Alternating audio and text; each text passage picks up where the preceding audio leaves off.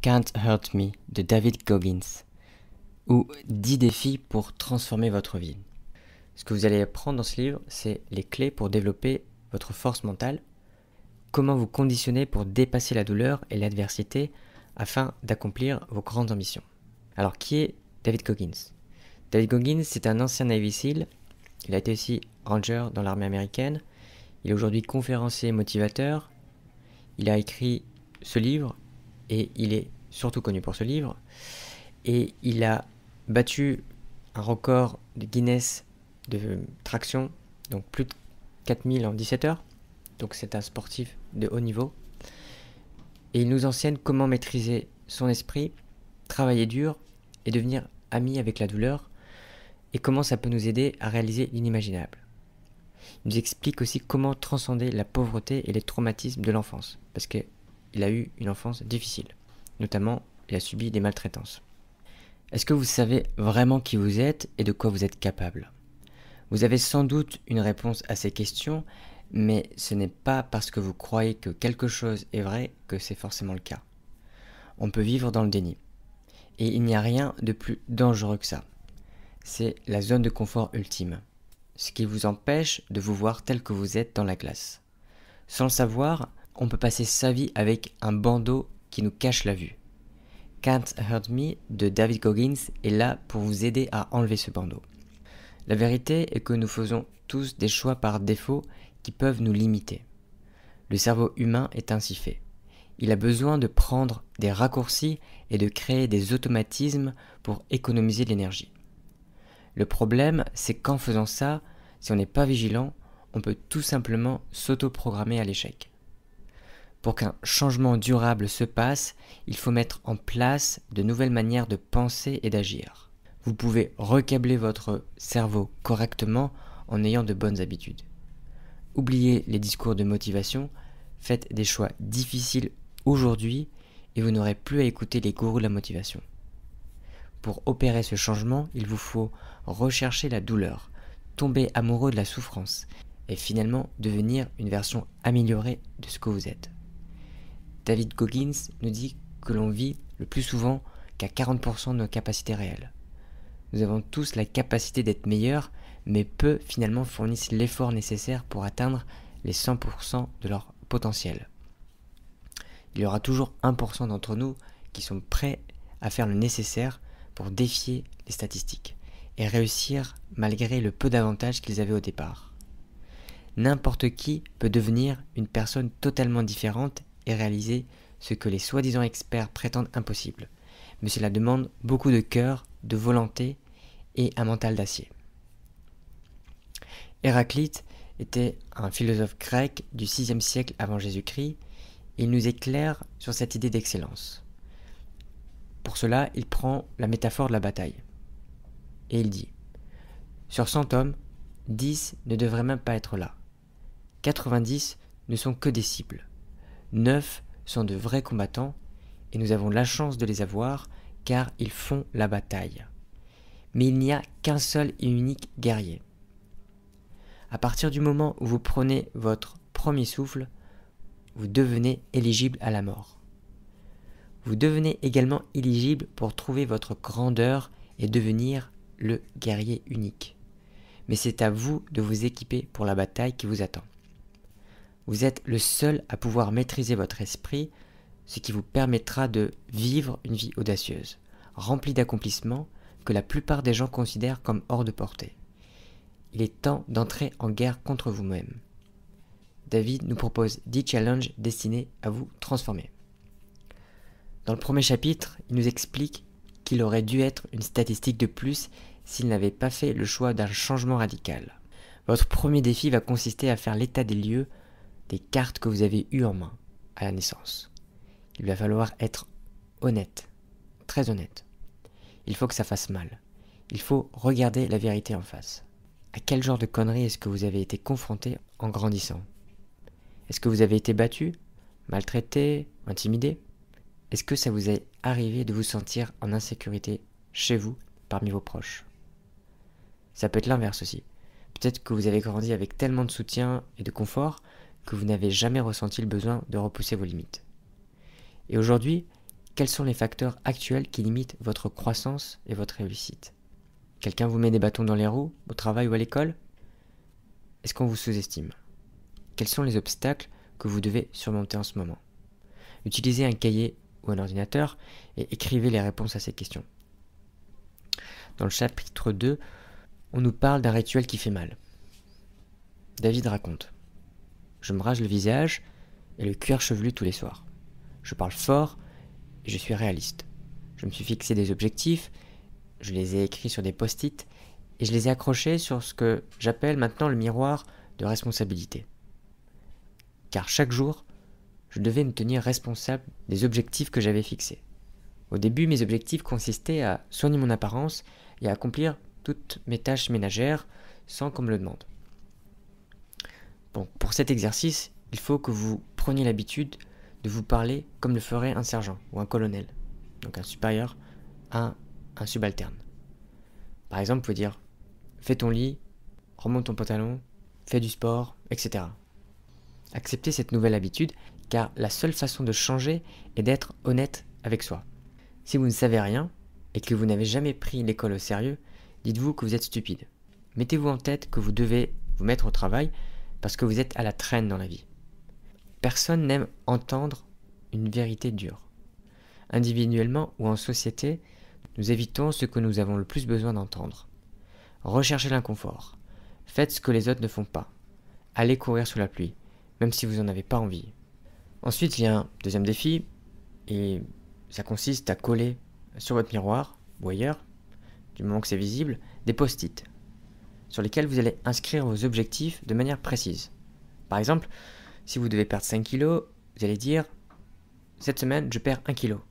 Et vous allez l'écrire, et à la fin de la semaine, il vous faut enlever ce post-it. Voilà. Chaque post-it que vous enlevez, c'est une petite victoire. Quel que soit votre objectif, vous devez vous tenir responsable des petits pas à faire pour l'atteindre. S'améliorer demande de la discipline en continu. Le miroir que vous voyez chaque jour va vous révéler la vérité. Arrêtez de l'ignorer, utilisez-le à votre avantage. Le troisième chapitre consiste à faire une à une toutes les choses que vous n'aimez pas faire, mais qui sont nécessaires à votre progrès. David nous dit: dans une société où la médiocrité est trop souvent la norme et trop souvent récompensée, il existe une fascination intense pour les hommes qui détestent la médiocrité, qui refusent de se définir en termes conventionnels et qui cherchent à transcender les capacités humaines traditionnellement reconnues. Le troisième défi consiste à lister les choses que vous n'aimez pas faire ou qui vous mettent mal à l'aise, mais bien sûr qui sont fondamentalement bonnes pour vous. À présent, faites chaque jour ou chaque semaine une chose qui est inscrite sur cette liste. Vous vous sentirez souvent mal à l'aise, mais vous deviendrez plus fort. Le quatrième chapitre nous dit que tout dans la vie est un jeu d'esprit. Chaque fois que nous nous laissons emporter par les drames de la vie, nous oublions que la douleur a une fin, quelle que soit son intensité. Souriez à la douleur et regardez-la s'estomper pendant quelques secondes. Pour le quatrième défi, vous allez devoir choisir une situation de concurrence dans laquelle vous êtes en ce moment et vous devez vous demander qui est votre adversaire. Par exemple, ça peut être votre professeur, votre entraîneur, un collègue de travail, votre patron ou une autre personne. Quelle que soit la façon dont il vous traite, il existe un moyen qui vous permettra de gagner non seulement leur respect, mais aussi de renverser la situation. Et ça s'appelle l'excellence. Pour ce défi, vous allez choisir une situation qui vous semble difficile à résoudre. Pour les prochains jours et semaines, vous allez vous donner corps et âme de manière à devenir excellent dans ce que vous faites. En donnant le meilleur de vous-même, vous allez pouvoir partir à la rencontre de la personne que vous êtes vraiment. Ça vous demandera un engagement total, mais ça en vaut le coup. Pour le cinquième défi, vous allez devoir visualiser un obstacle qui se dresse sur votre parcours. Visualisez tous les détails. Pensez à votre manière de le surmonter. Visualisez les défis qui risquent de se présenter à vous et déterminez comment vous allez y faire face. Soyez précis, imaginez plusieurs scénarios. Bien sûr, il faudra passer à l'action. La visualisation seule ne fonctionne pas. C'est comme si vous plantiez une graine sans l'arroser. Pour le 6e défi, on vous demande de lister toutes les choses que vous avez réussies dans la vie. Comment est-ce que vous avez fait pour y arriver? Racontez tout dans un cahier ou sur un ordinateur. Listez même les petites choses, les petits succès dont vous êtes fiers. En faisant ça, vous allez vous donner du carburant pour relever les autres défis que vous avez aujourd'hui. Pour le défi numéro 7, David Goggins introduit le concept de gouverneur, qui se situe dans notre cerveau et qui peut nous empêcher d'atteindre notre plein potentiel. Il affirme qu'on n'utilise en moyenne que 40% de nos capacités réelles. Donc dans ce défi, vous allez supprimer ce gouverneur de votre esprit et dépasser votre point d'arrêt normal. Montez progressivement en puissance et habituez-vous petit à petit à une douleur plus intense dans l'effort que vous fournissez, dans les entraînements que vous faites, dans toutes les choses de la vie. Essayez de repousser à chaque fois vos limites. Parce qu'en fait, la vraie limite, c'est les 60% qui restent. Cela vous aidera à réaliser des choses que vous pourriez croire actuellement impossibles. Pour le 8e défi, pour accomplir des choses extraordinaires, David recommande l'utilisation de la planification. Ce défi se déroule en 3 semaines. La première semaine, écrivez votre programme actuel. Ce que vous faites d'habitude, mais vous allez lister toutes les activités, minute par minute, ou demi-heure par demi-heure. Au cours de la 2e semaine, vous allez créer un programme optimal dans lequel tout tient par bloc de 15 à 30 minutes. Donc, bien sûr, vous pouvez prendre plusieurs blocs pour faire une seule et même activité. Et vous allez tout mesurer. Vous allez mesurer le temps que vous passez. La 3e semaine, vous devriez savoir exactement ce qui fonctionne et ce qui ne fonctionne pas, et vous allez pouvoir optimiser votre temps comme ça. En moyenne, on perd 4 à 5 heures par jour, et si vous chronométrez chaque minute de votre journée, vous allez pouvoir identifier là où vous perdez le plus de temps. Ensuite, David nous parle de son désir de se dépasser, même après avoir atteint ses objectifs. Il insiste sur le fait qu'il y a toujours de nouveaux objectifs à atteindre et de nouvelles réalisations à accomplir. Il dit qu'il ne faut pas céder à la complaisance et qu'il faut au contraire s'efforcer d'aller toujours plus loin. La grandeur ne reste pas éternellement avec vous. Pour le 9e défi, il faut que vous soyez dans un état de poursuite constante, c'est-à-dire de fournir un effort ininterrompu afin de devenir un véritable overachiever. Cela signifie que vous devez constamment mettre des obstacles devant vous afin de devenir le meilleur des meilleurs. Si vous vous ennuyez, si vous n'avez rien à faire, c'est que vous n'avez pas identifié d'objectif supérieur à votre situation actuelle. Donc, ne soyez pas dans un état de léthargie, essayez toujours de rechercher quelque chose qui peut vous aider à devenir encore meilleur. Dans la dernière partie du livre, David admet qu'il a échoué au début lorsqu'il a tenté de battre le record mondial Guinness du plus grand nombre de tractions, mais bien sûr, il ne s'est pas arrêté là. Il s'est entraîné encore plus et finalement, il a pu battre le record. Le dernier défi du livre, ça consiste à réfléchir à vos échecs. Prenez votre journal et notez les bonnes choses qui sont ressorties de vos échecs et comment vous les avez gérés. Ensuite, parcourez cette liste et faites une nouvelle liste des choses que vous pouvez réparer et programmer des tentatives pour atteindre ces objectifs. Écrivez-les sur des post-it et placez-les sur votre miroir de responsabilité. Utilisez ce que vous avez appris dans les défis précédents pour vous aider à atteindre ces objectifs. Dans la vie, ça ne se passe pas toujours comme on le voudrait. La vie ne se déroule pas comme on l'entend. Alors, il vous faut commencer à penser que ce sera le cas.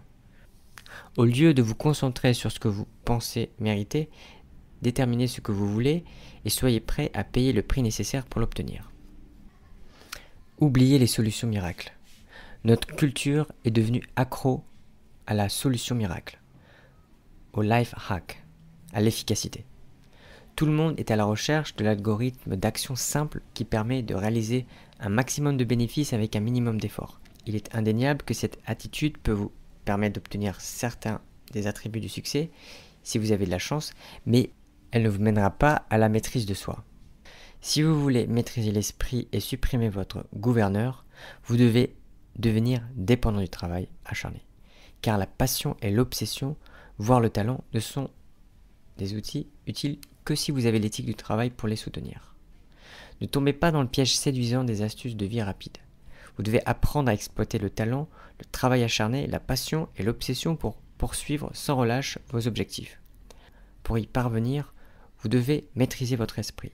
Sans la maîtrise de votre esprit, vous ne pouvez pas libérer votre potentiel. Personne ne va vous aider. Si vous voulez quelque chose, vous devez le poursuivre. N'attendez pas que quelqu'un d'autre vous donne l'opportunité. N'attendez pas que quelqu'un d'autre vous aide. Si c'est votre rêve, c'est à vous de le réaliser. Si vous attendez, vous attendrez jusqu'à ce que vous soyez sur votre lit de mort si vous n'agissez pas.